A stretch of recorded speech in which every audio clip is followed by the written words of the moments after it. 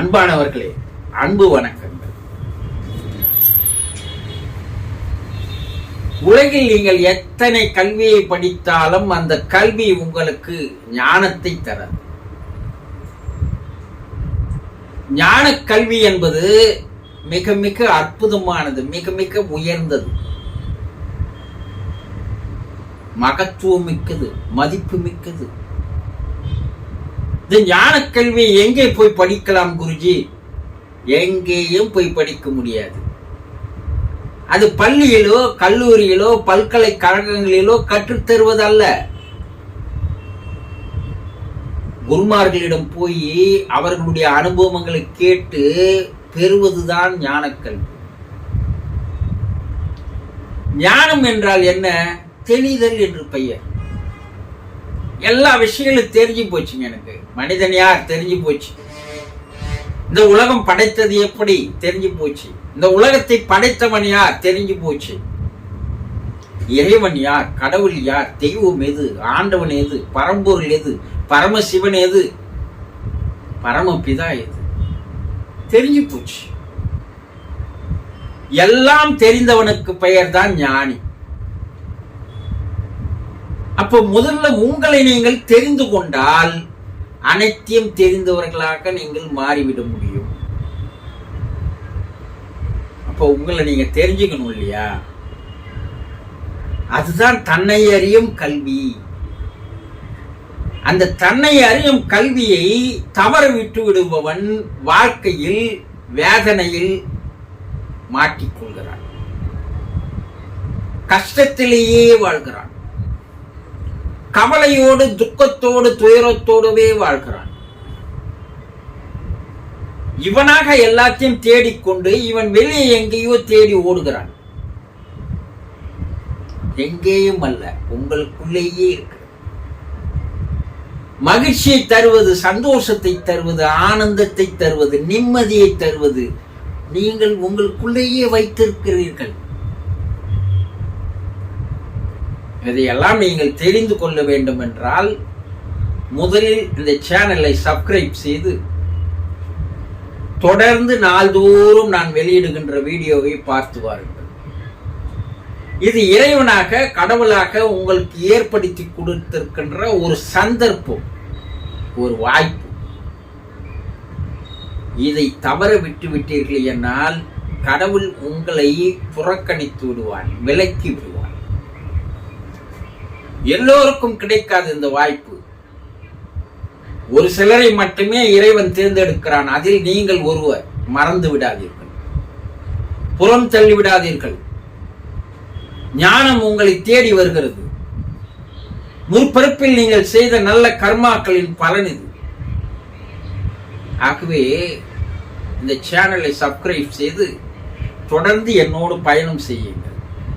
உங்களை நீங்கள் தெரிந்து கொள்வதற்கு ஒரு வாய்ப்பு, சந்தர்ப்பம், சூழ்நிலை அமைந்திருக்கிறது.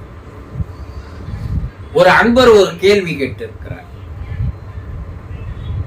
குருஜி, மகா ஜோதியை போய் பார்க்கிறார்கள். திருவண்ணாமலையில போய் மகா ஜோதியை பார்க்கிறார்கள். ஐயப்ப மலையில போய் மேல ஜோதி தரிசனம் பார்க்கிறார்கள்.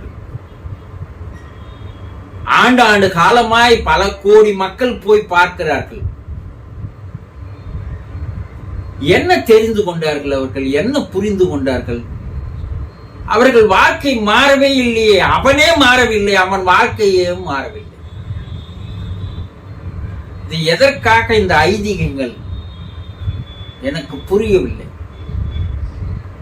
நீங்கள் சொல்கிறீர்களா என்று கேட்டிருக்கிறார். பல ஆயிரம் ஆண்டுகளாக சித்தர் பெருமக்கள் என்ன சொல்றாங்கன்னா, எப்ப உனக்குள்ள ஒரு ஜோதி இருக்கிறது, உனக்குள்ளே ஒரு வெளி இருக்கிறது, உனக்குள்ளே ஒரு வெளிச்சம் இருக்கிறது, அதை நீ பார்க்க வேண்டுமே தவிர புற உலகில் இருக்கின்ற எந்த ஜோதியை பார்த்தாலும் பயனில்லை. இது வேடிக்கை. அதைத்தான் வள்ளல் பெருமான் அருட்பெரும் ஜோதி, அருட்பெரும் ஜோதி, தனிப்பெரும் கருணை, அருட்பெரும் ஜோதி என்றார். இத பாடுவான். ஆனா அவனுக்குள்ள இருக்கிற ஜோதியை அவன் தேட மாட்டான்.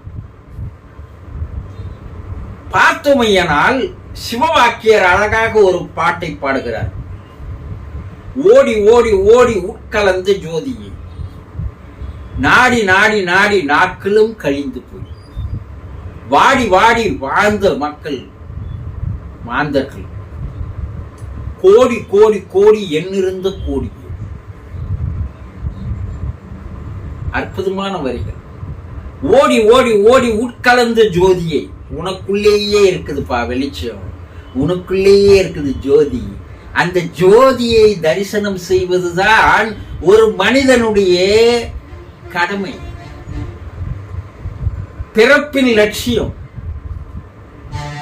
ஆனா எங்கேயோ போய் பார்ப்பதனால உன்னையும் நீ மாற்றிக்கொள்ள முடியாது, வாழ்க்கையையும் மாற்றிக்கொள்ள முடியாது. இரு புருவத்திடைவெளி, உற்று உற்று பார்க்க ஒளிமிகு மந்திரம், பற்றுக்கு பற்றாய் பரம நெருப்பிடும். இன்னொரு சித்தர் பாடுறார், இரு புருவத்து இடைவெளி,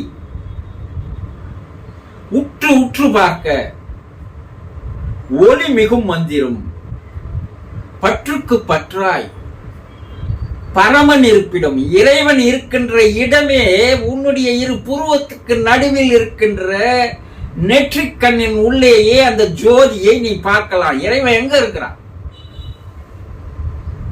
எத்தனை இறைவனை தேடின்னு போவ, எத்தனை கோயில் குளங்களுக்கு போவ.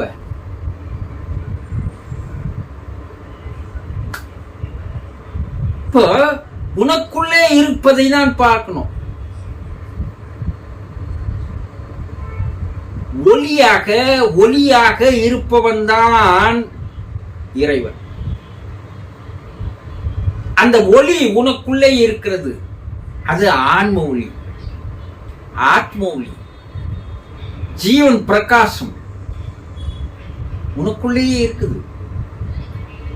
முதல்ல நீங்க செய்ய வேண்டியது என்னன்னா, அறிவு சிறப்பாக செயல்பட்டால் எங்கேயும் தேடி போய் எந்த ஜோதி தரிசனமும் பார்க்க வேண்டிய அவசியம் இல்லை. உனக்குள்ள இருக்கிற ஜோதியை நீ தேடு, கடந்து உள்ளே செல், கடவுளை நீ காணலாம். அந்த உயிர் இருக்குது பாருங்க, மனிதனுடைய உயிர் ஒரு விட்டில் பூச்சி பின்னாடி இருக்கிற அந்த மின்மினி விளக்கு போன்ற ஒரு வெளிச்சத்தோடு உள்ளே இருக்கிறது. ஒண்ணு இல்ல, அந்த ஒளியை நீங்கள் பார்த்து விட்டால் போதும், ஆத்ம தரிசனத்தை நீங்கள் கண்டுவிட்டால் போதும், அனைத்தையும் கண்டவர்களாக மாறிவிடுகிறீர்கள், அனைத்தும் தெரிந்தவர்களாக மாறிவிடுகிறீர்கள். புரியாதது, அறியாதது, தெரியாது அனைத்தும் உங்களுக்கு தானாக வந்து சேர்கிறது. யார் தரா? இறைவன் தருகிறான். இறைவனுக்கும் உங்களுக்கும் ஒரு தொடர்பு, ஒரு இணைப்பு ஏற்பட்டு விடுகிறது. அப்ப நீங்க செய்ய வேண்டியது என்ன?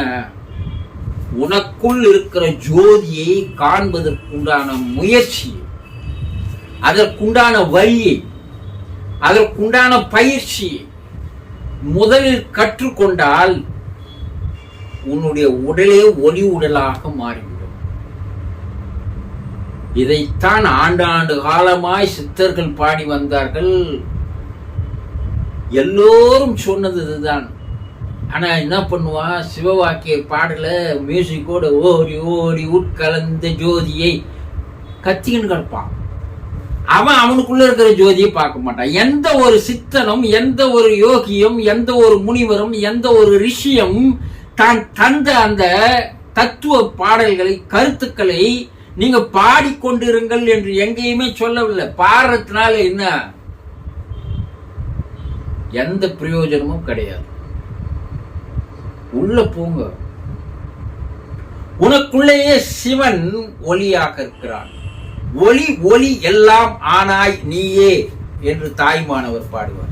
ஆக முதல்ல நீங்க செய்ய வேண்டிய செயல் என்னன்னா, உங்களுக்குள் இருக்கின்ற ஜோதியை, ஆத்மாவை தரிசனம் செய்வதற்குண்டான வழி எது, பயிற்சி எது, அதை போய் கற்றுக்கொண்டு இருக்கின்ற காலத்தில் அதை நீங்கள் கண்டுவிட்டால் நீங்கள் சித்தனாக மாறலாம், புத்தனாக மாறலாம். புரிந்து கொண்டீர்களா? சந்தோஷம்.